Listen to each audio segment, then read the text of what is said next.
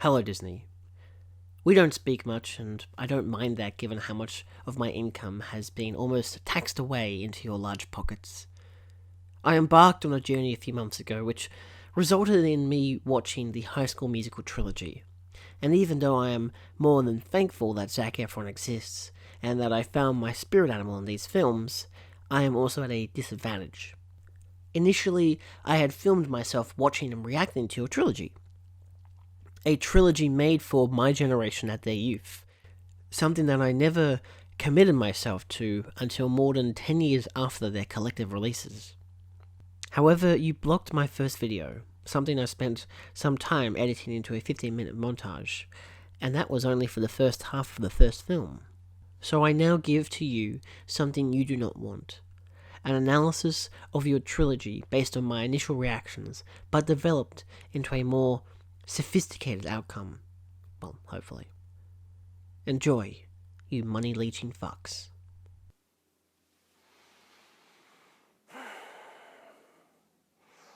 The script says to rise into frame and begin my analysis, but I'm really bad at reading off scripts, which sucks because I really like writing scripts. So majority of this video will hopefully be without me on screen, so I can just read it straight into the microphone. So hi, welcome to a professional analysis. So yeah, it's hard to think about what to say in regards to the High School Musical trilogy. And no, I haven't seen the show, nor the Champagne's Magical Adventure, whatever the crap it is. And it's been many months since I wrote the letter to Disney, because, you know, that was obviously written in a lot of kind of anger towards the fact that I can't just, release footage of me reacting to the footage from the movie, like so many other people seem to be able to do.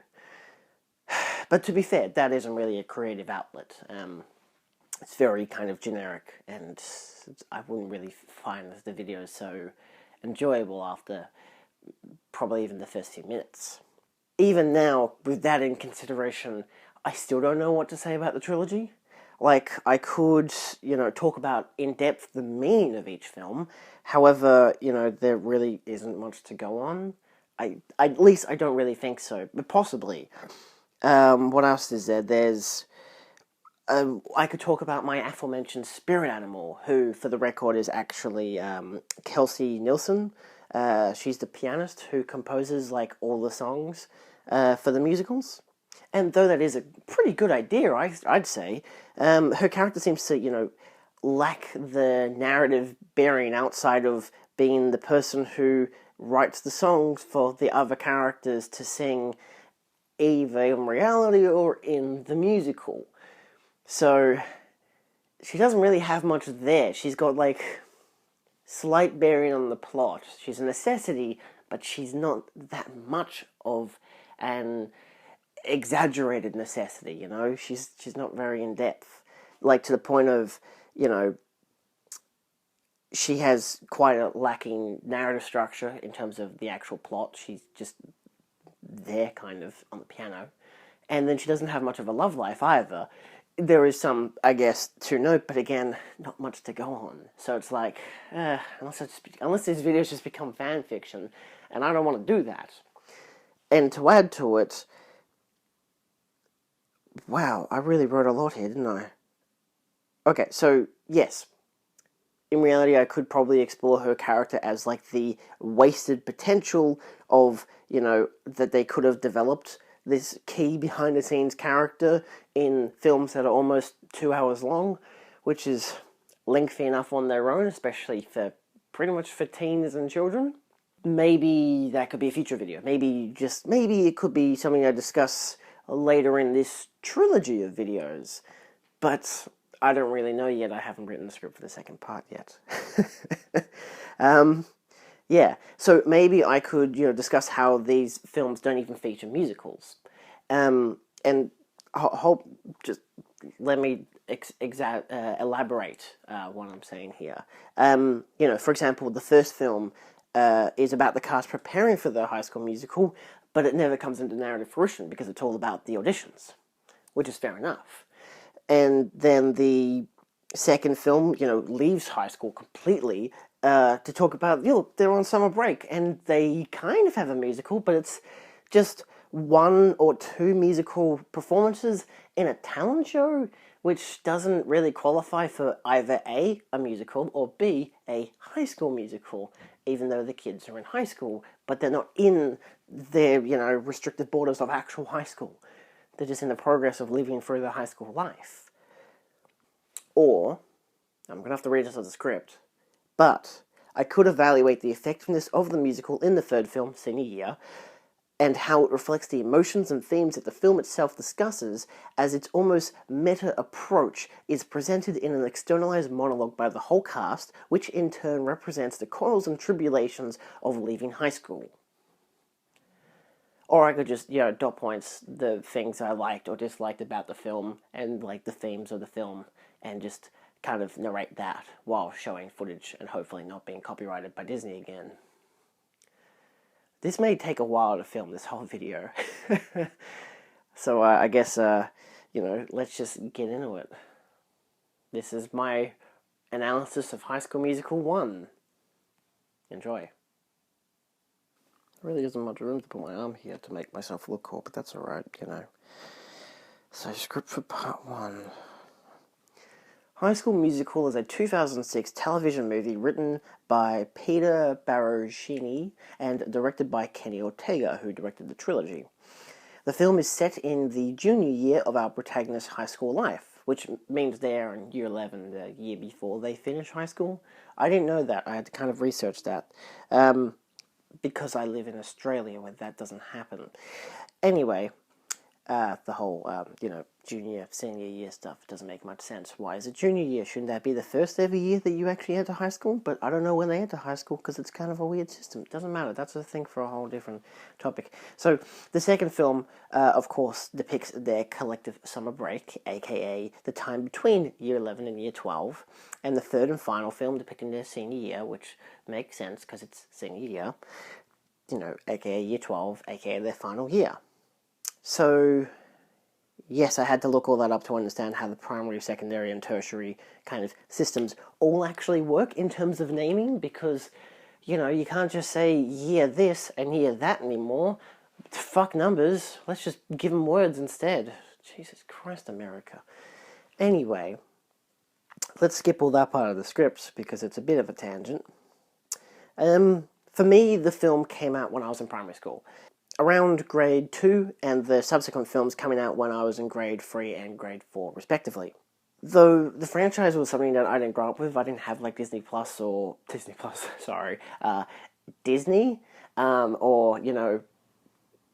cable TV. Like we didn't have that stuff. We just had free-to-air stuff. We still had Disney, you could watch VHS of that Aladdin and shit, But we didn't grow up with that other stuff because we didn't need it, I guess. You don't always need to pay for cable, to be honest. Because of this, I didn't grow up with the franchise, and, I didn't have much knowledge of the films when they were coming out, or when they came out at all. All I found out about was when I was in grade 10, so my final year of primary school. The film had just been released the December beforehand of 2009, because, of course, the third one was a theatrically run film, whereas the first two were TV only. So the third film came out in December of 2009 in Australia, and suddenly, the first thing that everyone was talking about in that January, because that's, I think, when primary school started, maybe February of 2010, was, everyone was talking about it. And I was like, oh, who's this Zac Efron guy? Why would I care about people in high school singing musicals? That's potentially a slur word that would potentially be offensive to these kind of day standards, because, I was a kid. What else would I know, Anyway, so, of course it was mostly my female friends who saw it, because not really anything to say about that except for that they were the only people who were talking about it, so not a gender thing, just they were the only people talking about it, so, yeah. And, of course, they wouldn't shut the fuck up about Zac Efron. Because he was everywhere now. And the songs were everywhere now. It was becoming a thing, and it was not fun. And so, as a guy, pretty much with the rest of the guys, it was our thing to hate on it. Hey, Screw High School Musical. That shit's bad. Dog? I don't know. How the fuck do people talk about it? How did kids talk in the 2010s? I don't know. I don't remember. I hardly remember grade 6. I'm surprised I remember this at all, but I do, because it's just like a standout point in pop culture, you know? I was never bothered to not have cable and stuff, so I didn't care that I wasn't watching these films and whatnot, or going out to the theaters to watch these films, because even back then we didn't go to the cinema that often.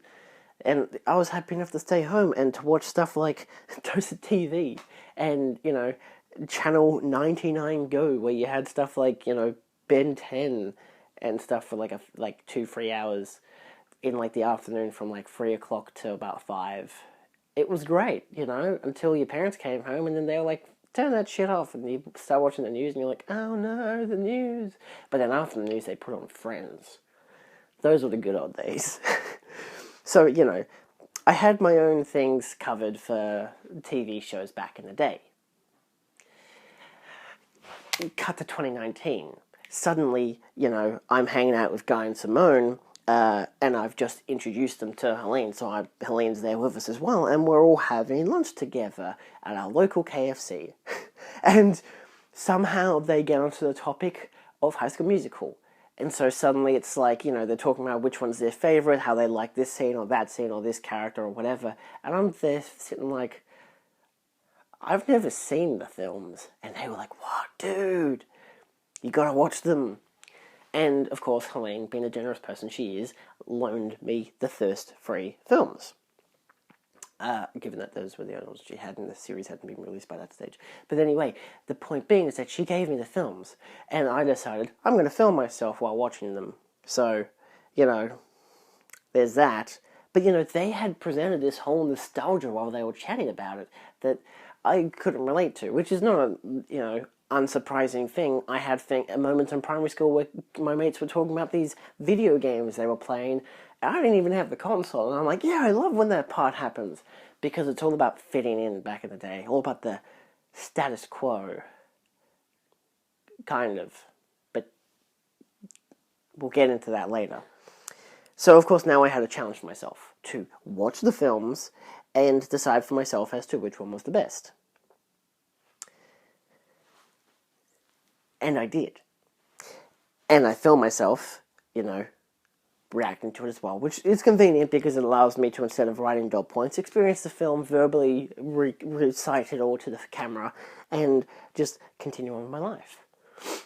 So, of course, Disney wasn't exactly, as you know, happy with the fact that I published this, or attempted to publish this on YouTube.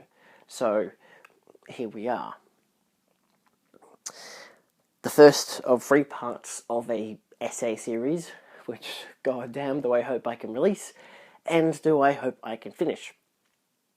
Because as much as I plan to finish this video, I don't know when I'm going to get around to making the second and third one, so this might be one of those, it's like that YouTuber who, would do all these casual videos, but then in between he'd do this really big project, or she'd do this really big project, or whoever they were did this really big project that's a multi-part series kind of deal. And it's like, I want to kind of do that, and that's kind of what I want to do here, but I'm also like, I have schedules when I release my videos, so I like to make a block of videos, go to uni or somewhere with a hell of a lot better internet than my internet, upload them in one foul sweep, and then find out the next day that, this one's been blocked or whatever, and I'm like, oh damn, well I'll delete that and then, re-edit it and upload it another time. The thing with these videos is the fact that I'm reviewing Disney movies, so as long as I probably don't incorporate the audio from the films, I might be okay. But there is a lot of twisties, and I very much expect to get some kind of, probably a copyright notification, being like, oh hey, this isn't your footage, but you can keep it up, there'll just be ads put on it, some kind of deal like that. I'm okay with that. I don't get ads naturally anyway, I don't give a shit. Disney can do whatever the hell they want, as long as they don't take down the video. So of course, that's why I want to make sure that this video actually comes out and happens. Then we can focus on making a second and third film, video, experience, excuse for you to watch my channel. Yeah, so, of course, in this trilogy we'll be talking about my trials and tribulations of watching the films, whilst also doing a pretty much post-analysis of, the film, of my experience. So, looking at how my experience was watching the film, plus talking about what, having now understood the trilogy and what they were going for and what they achieved, to be able to talk about that in more of a fluid motion rather than me just being like, I'm grumpy, I don't like this film, yada yada yada. Instead, it's like, it's a year later, I understand the film now, I'm rewatching parts of the films to understand it better, but for the most part, I get it, I can now talk about it better, because I understand it.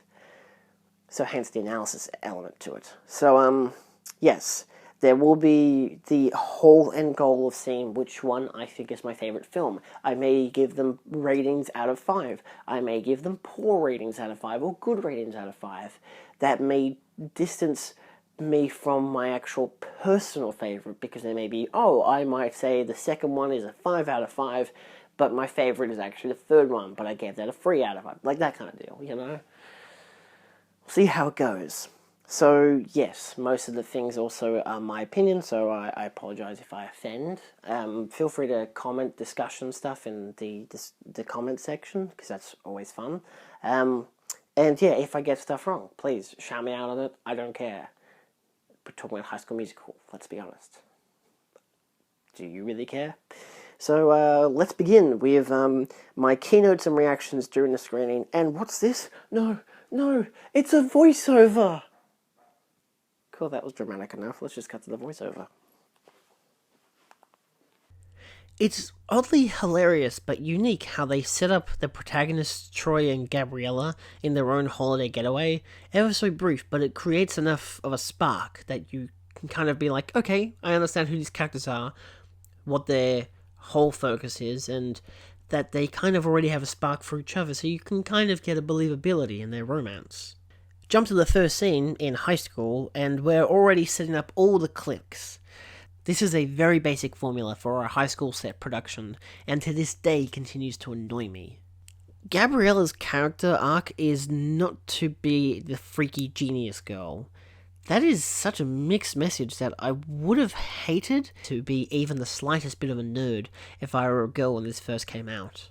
I know it's something that they resolve by the end of the film, but at the same time it's like, it's a bit unbelievable that she's the freaky genius math girl. And also, why is that a thing, freaky genius math girl?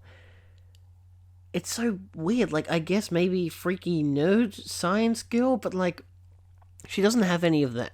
Like, at least for an American film, especially an American high school film, she has nothing that presents herself as such a thing. She just has that line of dialogue to her mom. She's like, I don't want to be the freaky nerd math girl.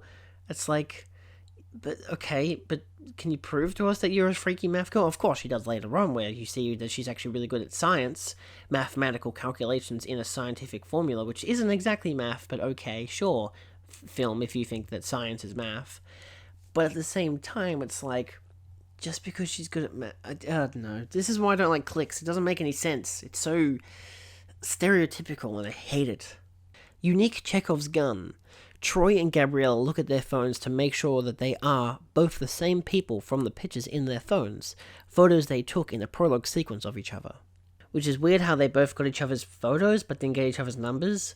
So that was a really awkward part at the start of the film. Then, of course, you have Sharpay and Ryan established in that opening, in that detention scene as well, even though you already pretty much know who they are and what they do. Then, of course, you also have Chad and Taylor. And that's like, oh, look, there's your whole cast. Now you don't need to worry about anyone else. Dude, Sharpay is just a straight-up bitch. Like, I get it, she's the villain of the film, but she is just a straight-up bitch. I'm not a fan of how the musical in the film is only just starting production, and by the end of the film has only just, only then has finished casting its leads.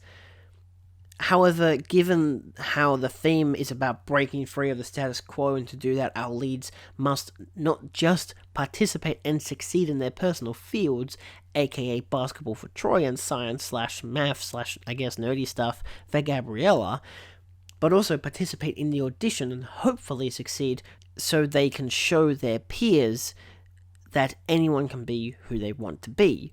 It's not a bad message, however, my first viewing, I was under the impression that the musical aspect of the film would revolve more narratively about the musical they are creating, but what I got was uses of musical expression to allow the audience to understand the theme of the film and how the characters think and feel, much like any other musical. So it's not exactly strictly original, but at the same time, it's just Grease, but kind of bad. Get Your Head in the Game exemplifies how unaware the characters are that they are singing and unifies Troy's internal thoughts and decisions with his passion and focus on basketball, given how he is the team captain and there is a big game coming up in 2 weeks. Also, I like how it uses sound effects that you would hear in a basketball court, like the runners squeaking and the dribbles, into the score of the song. The scene itself is very heavily cut up, and given how I didn't know which style of musical I was watching the first time around, it did make me laugh that they openly criticize musicals but then proceed to sing as if unaware that they were singing, which of course is the musical trope. Gabriella wants to focus on catching up with the curriculum before joining a club. Psh, what a nerd. Another high school and high school musical trope is that sports people hate creativity, and hence the coach, who was also Troy's dad, by the way, wow, I mean, even I forgot that after watching him in the opening scene in the prologue, and then proceed to reveal, oh look, he's the basketball coach, which should have made sense, and somehow I didn't see that coming. And yet I was surprised, because I just guess I wasn't paying attention because so much was happening in the prologue. Okay. Anyway, he hates the theatre department because, of course, sport people hate theatre, and vice versa. This continues with the principal having an orgy of evidence that sport is everything, but theatre is nothing. My spirit animal, Kelsey Nelson, played by Alyssa Rulin. At least I bloody well hope that's how you pronounce her name. It's Russian, so, don't get me by. She is the pianist in the first film, who also writes songs for Gabriella and Troy, as she believes they should be the leads for the musical, not Sharpay and Ryan, who I guess she thinks is a bit too uptight, and, I think uptight's the right word. Yeah, let's just leave them with uptight. She also pulls out a lot of funny faces during the initial audition based on how laughably awful everyone's performance is, and I really enjoy every time she's on screen, because, she understands how the characters feel, she understands how ridiculous this whole entire thing is, and she is just me in my complete critical evaluation, except she doesn't get the joy of being paid to laugh out loud. I mean, neither do I, but I have the freedom to laugh out loud, given that I'm watching the movie in my own theatre room. The first audition. This scene is, of course, hilarious, with a dancer who cannot sing, and then he dances into a loud bang off stage, which is, of course, for comedic effect. Then there is a girl who can't hit her notes, and then there is the girl who sings in too operatic of a fashion. Stuff gets so messed up that Kelsey stands up to look at the stage twice, as if it totally wasn't the same shot used for comedic effect. Then there is Ryan. He is so dead inside. You can see it in just his face when he's performing with Sharpay. Oh my god. He's arguably closet gay. I don't want to pressure him, but at the same time, it seems pretty obvious unless it's Sharpay who's deciding his fashion choices. We'll get into that more into the second film. But it is so obvious that he is annoyed by his sister's ego, and I don't know why he doesn't do anything about it. I mean, I guess it's probably because, family stays together and there's that kind of a deal, and maybe it's because she has some kind of talent for the musical industry, it helps him to participate in the musical industry as well. Again, we'll discuss this more in the second film when he gets some more freedom, I guess. Skater dudes are totally not stoners. Totally. Why would they be? They totally look like just skater bros, of course. Then we proceed to the worst part of the film. The part where everyone tries to enforce the status quo into Gabriella and Troy. That he must only think and do and breathe basketball in order for them to win.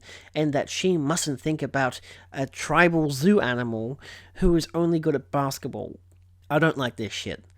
The enforcement that people are subject to only being able to do one thing based on the one thing they were good at in high school is just ridiculous. These shitty American high school films just really try to enforce that everything is sides and everyone has their own groups and their own one thing and they can't be anything else, and it's just crap on crap that enforce this stereotype throughout generations of American high school films, and I hate it so much. I've always hated it as a kid, as it was something that gave me anxiety because I was impressionable, of course, and I didn't know how much of these films were fiction because they were presented at least in some depiction of reality. And the focus on conformity, which has been seen so many times in film that it annoys me whenever I watch it, it just to know that these are actually directed as to kids, and I'm like, I get it that it becomes about breaking the status quo, but a kid's gonna know and understand theme. They might just see that they start singing and they'll be like, yay, they're singing, and not acknowledge the fact that it's about breaking the status quo and that you don't have to be in cliques and stereotypes. But kids aren't always that smart. This and Gabriella's solo is where I got bored during the film. It's just predictable, sloppy crap.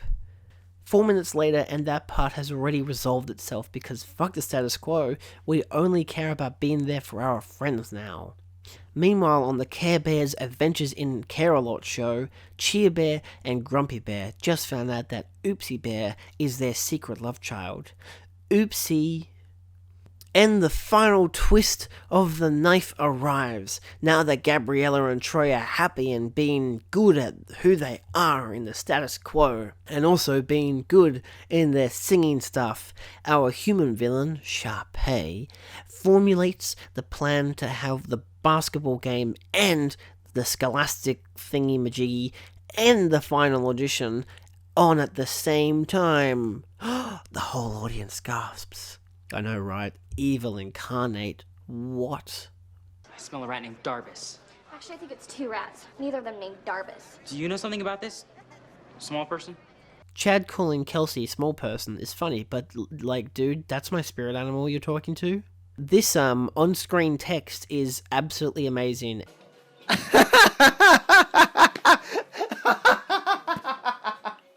That is the best use of subtitles I've ever fucking That was great. 10 out of 10. Help.